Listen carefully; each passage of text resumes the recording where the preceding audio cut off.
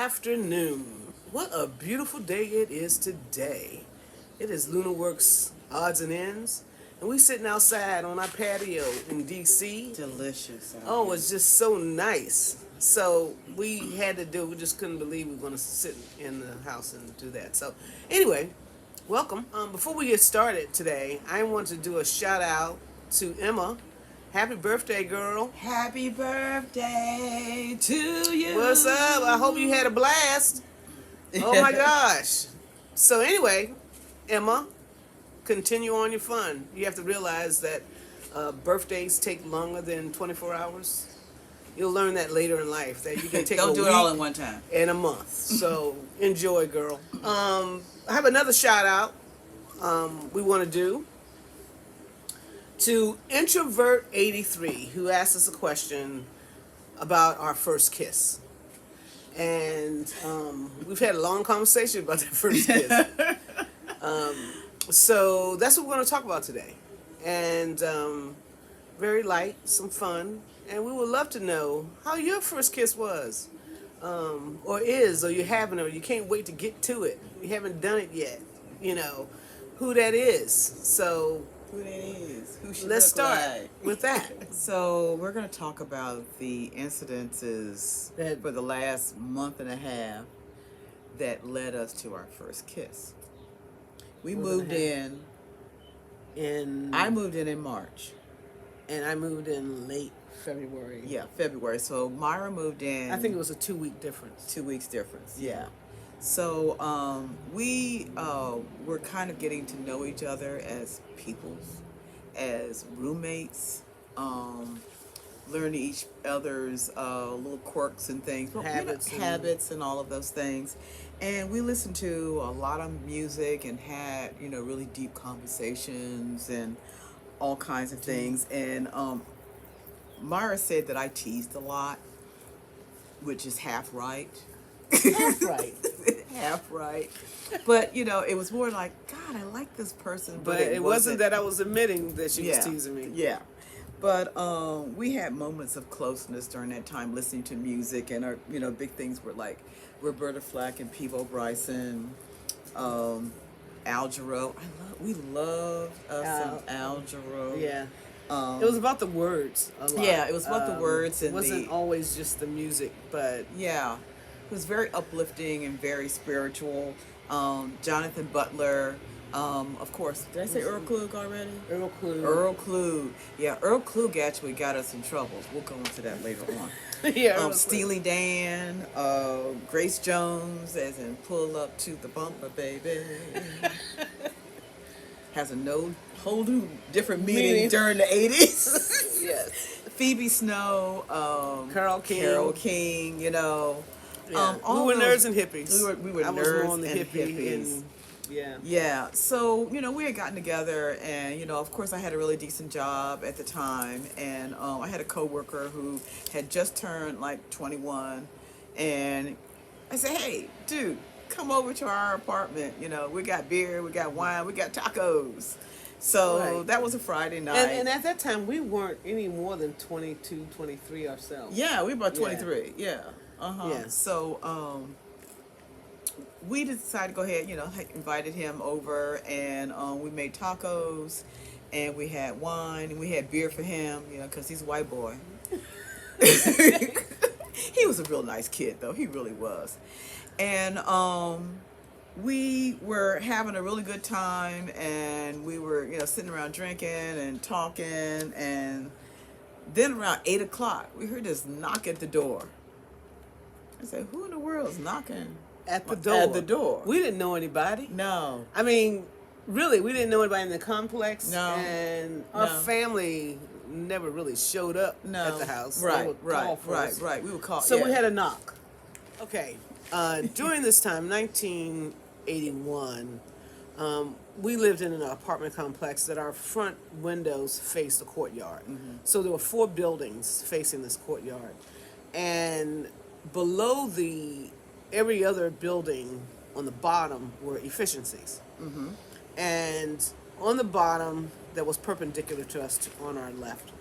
An old man lived there.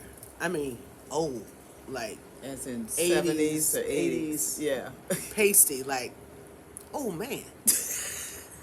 And we would speak hello, and he was just fragile. We didn't know his business, nor did he know ours. And so we're having this little get together in the house, and we're all yapping it up. And then we hear the knock on the door, and I went to answer the door, and there was our neighbor downstairs, and he was asking us, could he use the phone to call to get a room at the Air Force Base. Billeting because he was retired military, and they are eligible to be able to stay because boyfriend had locked himself out of his house, out of his apartment. So we're like, cool, no problem. He comes in. The phone at that time was in the kitchen in this apartment. And so Yvonne, myself, and our guests were all in the kitchen trying to help this old man dial the number he had to find the number first. Yeah. So we're trying to get him to phone books. Remember those? Yeah. Want a cell phone. It wasn't no cell phone. At all. So as we're, helping him, all of a sudden we heard the door open, and this guy comes in. Big white dude. And back in the 80s, if you know what preppy looks like, and it was your father was the preppy one, think about it for a minute, and this guy. He had on like pink pants and blue shirt, yellow blazer. Jacket, he had a yellow blazer on. Yeah, something. Yeah. His hair was kind of coiffed to the side. And he said, okay, I will never forget these words as he shut the door behind himself. Behind him. Don't worry, I'm not with the police, I'm not the FBI. And all three of us looked around the corner like, who is this? It was so fast that he said it. So then he says, I'm with the colonel. And he goes, so he's found this, he's communicated on the phone about a room. And he was turning around asking us if we could take him to the Air Force Base. And as we were looking at each other like, really? So who are you? Like, he goes, come on, Colonel, I'll take you.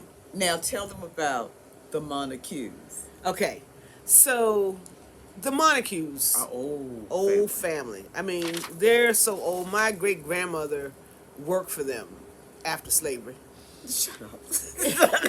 Well, it was after slavery. Yeah, and people were to help. Okay. And so she worked in this family. So it was an old family in my town and they were very in politics and own a lot of stuff. And I had people. Yeah, so I had no idea who this guy was. And apparently he was one of the old, my great-grandmother probably took care of him. So anyway, he says, come on, Colonel, I'll take you. Cool. We were like, hey, bye. We were chilling. We back at wine, having fun, laughed about it for a minute. 20 minutes later, we get another knock on the door. And there was the Colonel again. Colonel said, can you hold my suitcases? He locked out. Okay, no problem. We held the suitcases.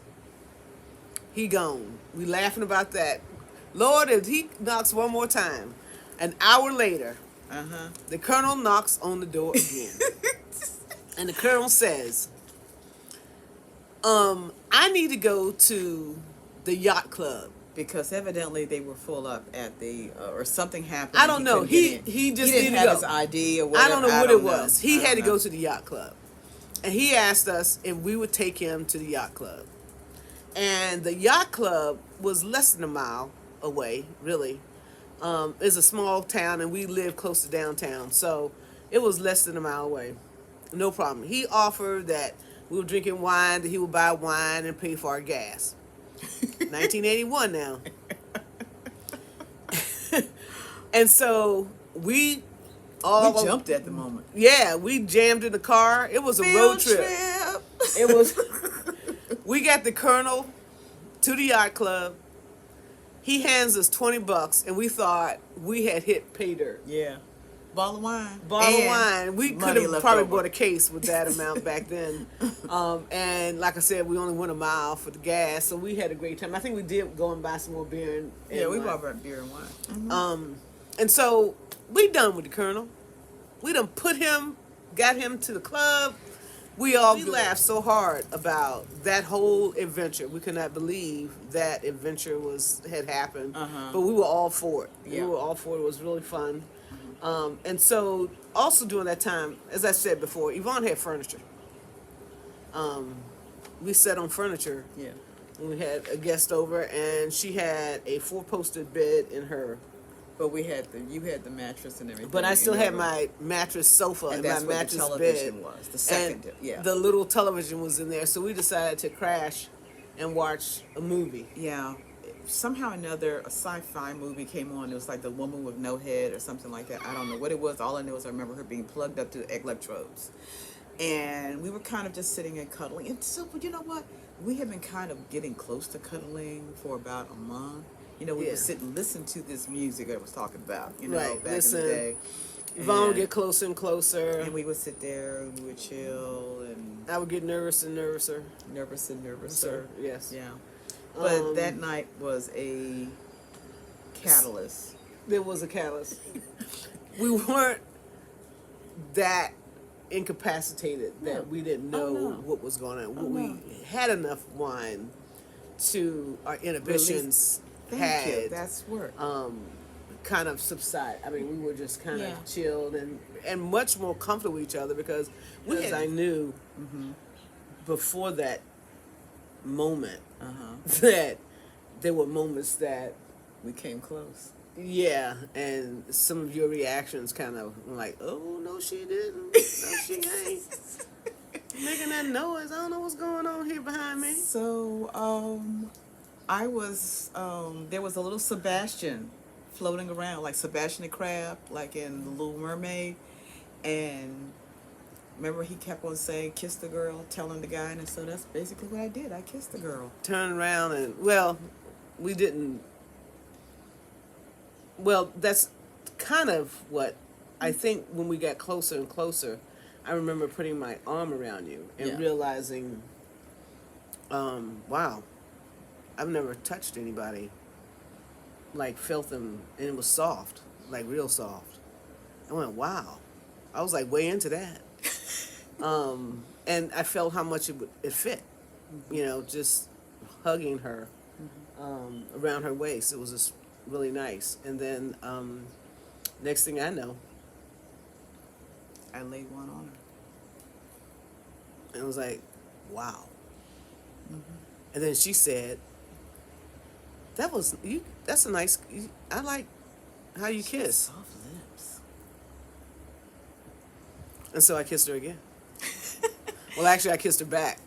Is what I did. So that's the That's the story that led up to the story yeah. of how we kissed, and the rest is 40 years of history from that point. From that point. I love you. I love you too. Oh. We did jump the broom.